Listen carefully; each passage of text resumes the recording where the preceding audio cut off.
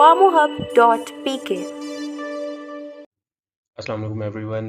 Today our topic is family careers in Pakistan. The career choices we have here in Pakistan after Doctor of Pharmacy. So first of all, we will go through a quote, which is one of my favorite quote. The way to get started is to quit talking and begin doing.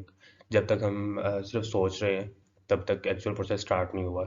Thought process is very important, but what we actually do is what it makes the most of our journey successful.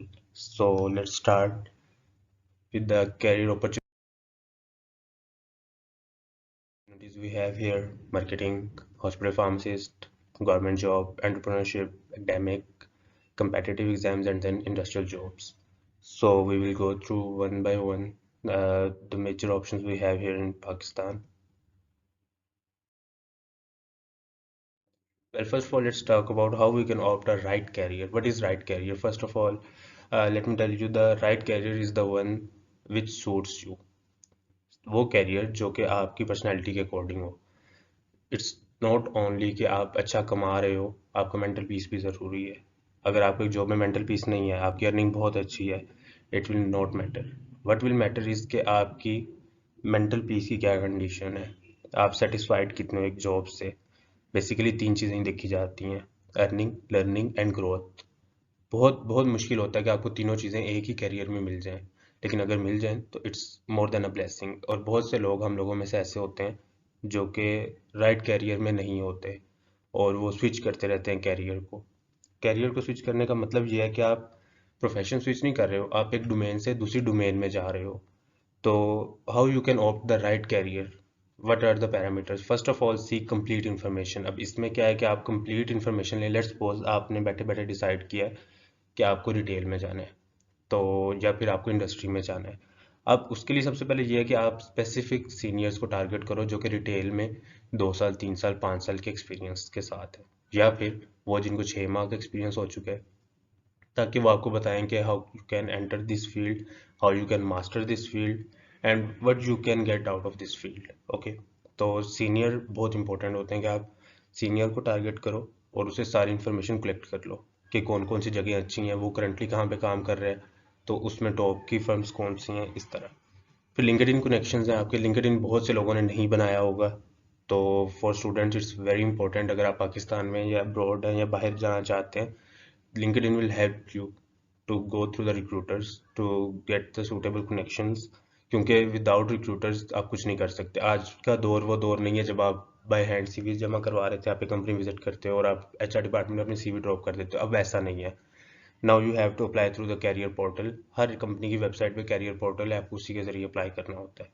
तो उसके बाद आपने उनके HRs को LinkedIn से जो है connect करना होता है और उनसे जो भी आप फर्दर डिटेलिंग वगैरह चाहते हो वो होती है. प्लस ये कि आप उस कंपनी के एम्प्लॉयज़ को एज अ रेफरल भी यूज़ कर सकते हो कि उन्हें आप उनसे बात करो कि दे शुड रेफर यू. उसके बाद दूसरी जो बिग ऑप्शन है जिसको मैं रियली कंसिडर करता हूँ, डैट इज़ द इंटर्नशिप्स. आपको सेकंड और थर्ड प्रोफ, दोनों प्रोफ ऐसे हैं जिसमें आपको रिटेल में इंटर्नशिप करनी चाहिए लाजमी. It's only 2 weeks internship. 2 हफ्तों में आपको समझ आ जाती है कि अच्छा रिटेल में अगर मैं जाऊँगा तो ये जाऊँगी तो ये पैरामीटर्स होंगे जो कि मुझे फॉलो करने होंगे, ये मेरी रूटीन होगी, और ये मैं अर्न कर रही हूँ या कर रहा हूँ, या ये मेरी जो है ग्रोथ है यहाँ पे. ठीक है. इसी तरह ही फोर्थ ईयर में इंडस्ट्री बहुत ज़रूरी है, क्योंकि ये आपके पार्ट ऑफ योर सिलेबस भी है. प्लस इसमें आपको प्रैक्टिकल चीज़ें सीखने को मिलती हैं which will eventually help you in your final prof exams. Final prof से मतलब है फोर्थ प्रूफ के final exams. Okay, so hospital के लिए final prof, there are plenty of good hospitals which offer pharmacy internships. तो do note their dates कि कब कब जो है उनकी इंटर्नशिप्स की डेट्स आती हैं, और उन डेट्स पर आप लाजमी अप्लाई करें. So if we move forward, the salary chart which is very important. बहुत से लोग हम में से ऐसे हैं जो कि सैलरी को इंपॉर्टेंस देते हैं.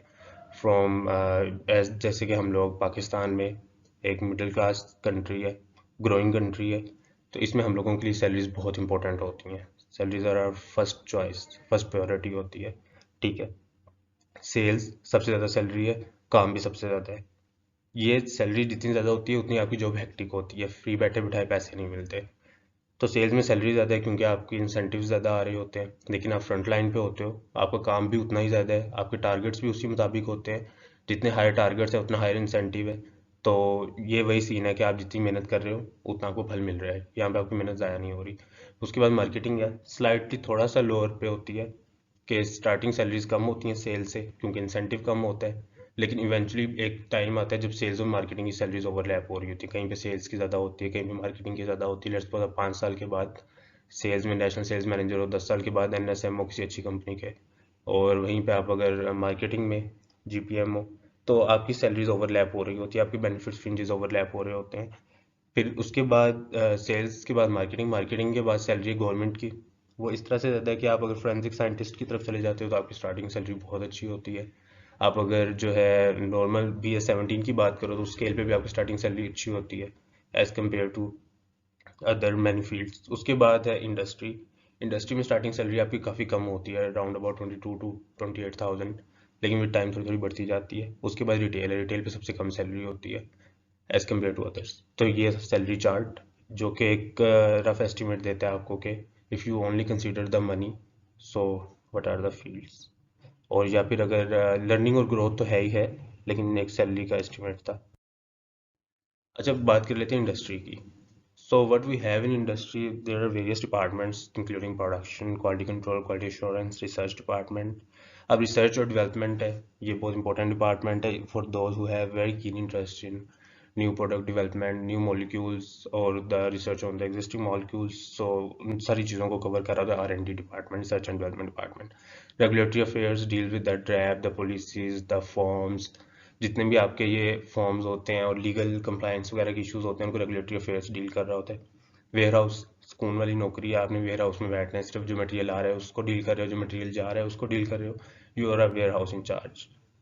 उसके बाद मेडिकल अफेयर्स का डिपार्टमेंट है, it is a very important department. यहाँ पे आपकी जिम्मेदारी बहुत ज़्यादा होती है, साइंटिफिक नॉलेज सारा आपके पास होता है। आप अपने कस्टमर्स को कन्वे कर रहे होते हो साइंटिफिक नॉलेज, क्योंकि आपने साइंटिफिक नॉलेज की बेस पे बात करनी होती है। इसमें इंडस्ट्री में फार्मडी और MBBS सिर्फ ये दो लोग रखे जाते हैं।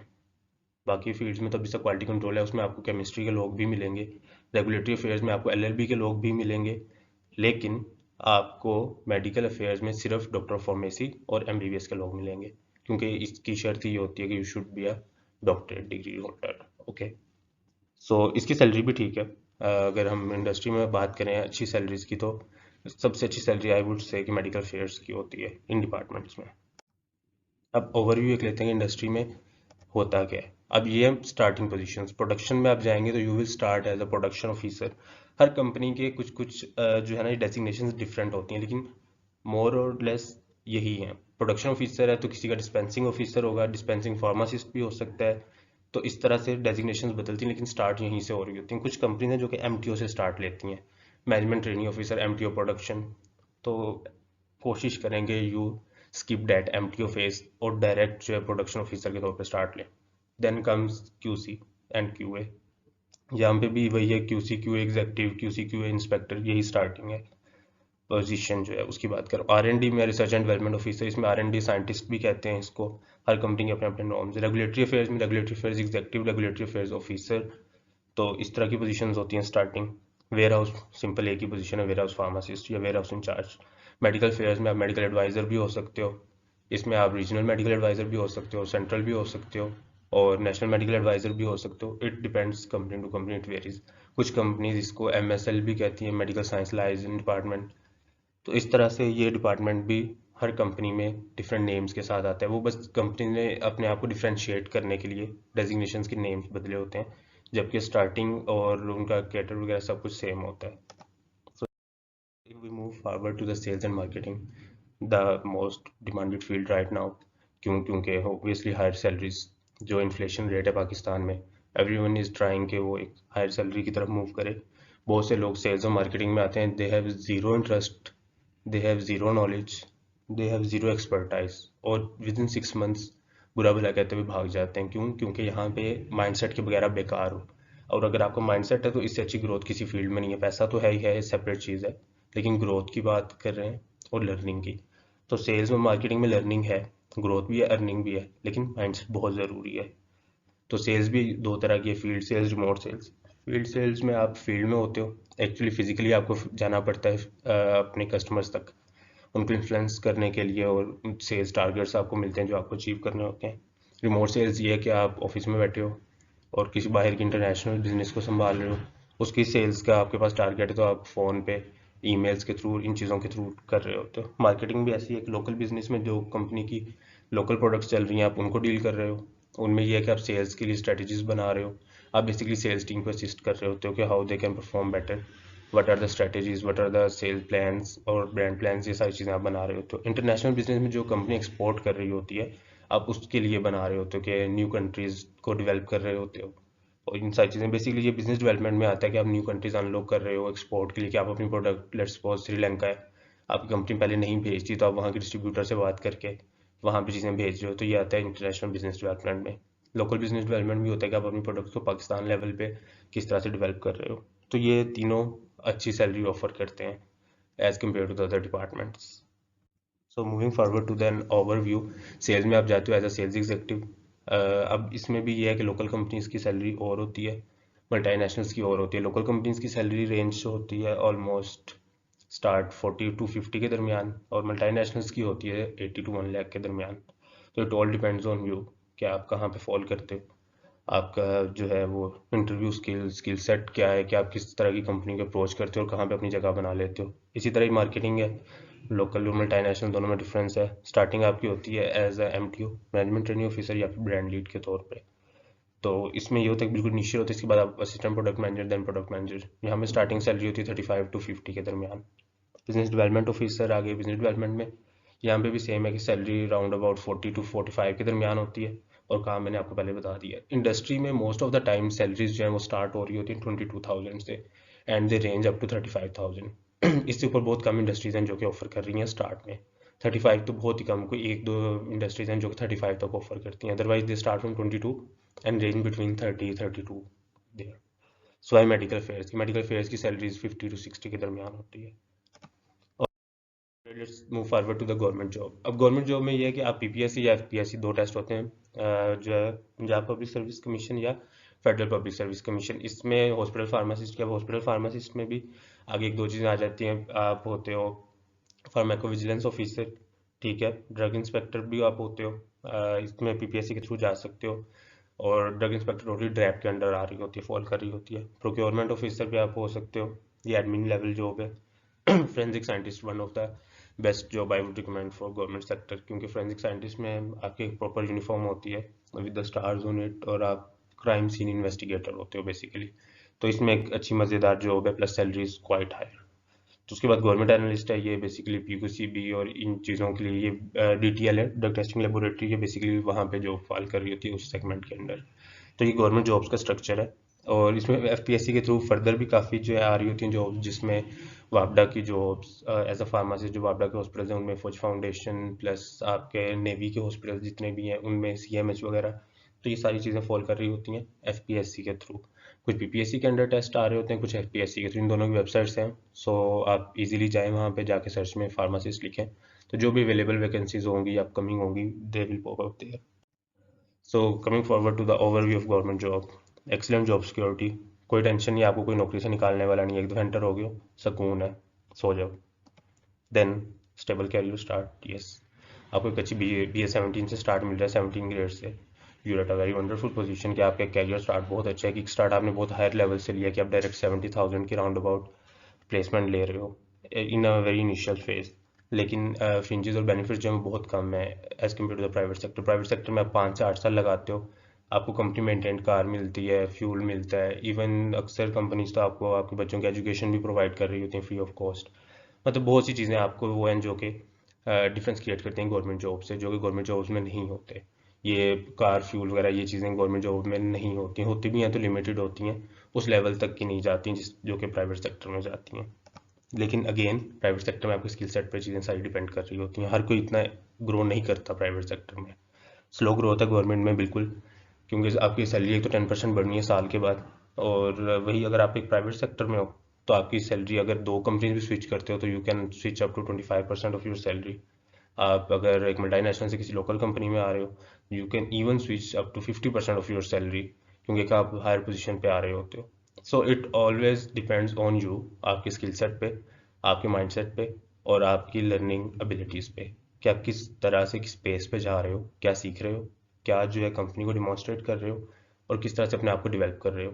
अगर ग्रूमिंग और डेवलपमेंट की बात करें तो प्राइवेट सेक्टर में ग्रूमिंग एंड डेवलपमेंट में बहुत काम किया जाता है, स्पेशली इन मल्टीनेशनल्स। आपको टोटली ग्रूम और एक कह लें कि पर्सनलिफाइड पर्सन बना दिया जाता है कि जिसकी एक पर्सनैलिटी हो। तो ये चीज़ें कुछ प्राइवेट सेक्टर की अट्रैक्टिव हैं जो कि गवर्नमेंट सेक्टर में नहीं है। But again, job security, stable career start, these two are very excellent things. और moving forward to the retail and distribution. Retail में वही चेन फार्मेसीज जो कि मल्टीपल फार्मेसीज हैं, उनमें सैलरी भी अच्छी है, आपकी एक पोजीशन भी अच्छी होती है। लोकल फार्मेसीज पे, लोकल है तो फिर they will treat you local. Self own pharmacy is a very good start कि अगर आप जो है अपनी फार्मेसी से स्टार्ट लेते हो, एक दो माह के एक्सपीरियंस के बाद, साल के एक्सपीरियंस के बाद, 2 साल के एक्सपीरियंस के बाद, if you think you have the resources, you can start your own business. That's wonderful. आप अपने बिजनेस में बहुत अच्छा अर्न कर सकते हो, इससे अच्छी कोई चीज़ नहीं है। Then moving forward to the distribution setup, same multinational companies भी हैं, लोकल कंपनीज भी हैं। It again depends on you कि आप कहाँ पे फॉल करते हो, आपके स्किल सेट्स क्या हैं। Everything will fall under that. So overview about retail and distribution.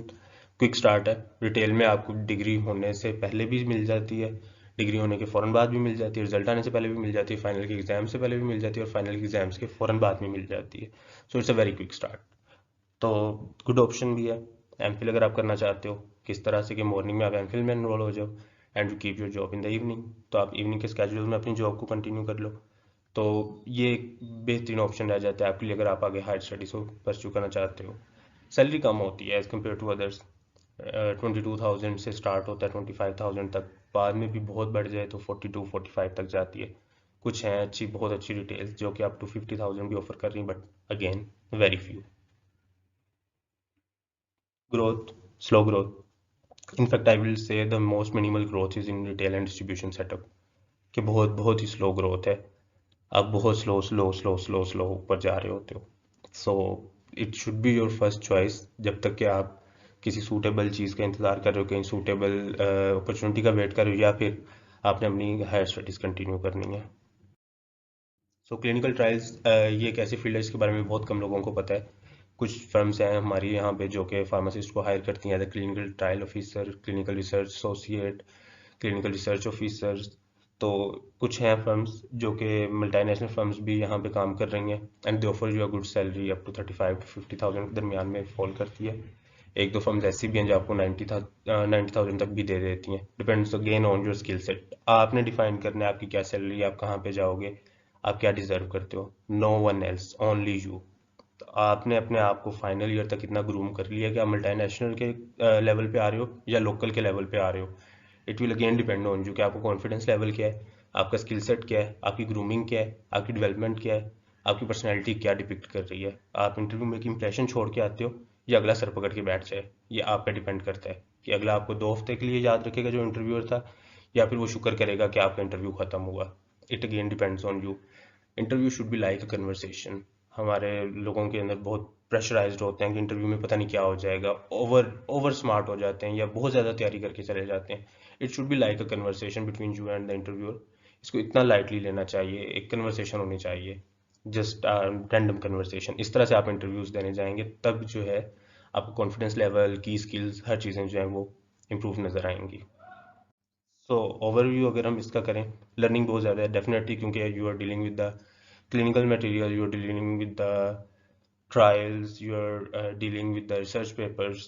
तो इन सबको देखते हुए लर्निंग अच्छी है। स्कोप बहुत कम है, एज आई ऑलरेडी सेट के 2-4 सिर्फ इंडस्ट्रीज हैं, फर्म्स हैं जो कि आपको ये प्रोवाइड कर रही हैं। तो एवरेज सैलरी है, सैलरी कोई ख़ास नहीं है, प्लस ग्रोथ भी एवरेज है। सो इट्स अगेन कि अगर आपको रिसर्च और क्लिनिकल का बहुत इंटरेस्ट है तो यू कैन ऑप्ट, या फिर आप फ्यूचर में अगर बाहर जाना चाहते हो इसी चीज़ में, रिसर्च में और ट्रायल्स वगैरह में, then it's an excellent opportunity. So this was all about opting a career in Pakistan. We have very good options after PharmD. I will say the PharmD is the most dynamic field. इतने career option किसी field के बाद नहीं है। You have to specialize. यहाँ पे ऐसा नहीं है, you don't need to specialize. आपने 5 साल में कर लिया जो करना था, आगे अब आपने चूज करना है कि मैंने इस फील्ड में जाना है। यहाँ पे एकेडमिक्स मैंने डिस्कस नहीं की है क्योंकि वो एवरीवन नोज कि एमफिल करके आप लेक्चरर लग जाते हो। एकेडमिक एक ऐसी फील्ड है जो कि हर फील्ड से रिलेटेड है, तो उसको खास डिस्कस करने की जरूरत नहीं थी यहाँ पे, दैट्स वाई मैंने नहीं किया। So regarding this, if you have any questions, you can reach me out via the email address. Thank you so much. For any queries, join us on our social media sites.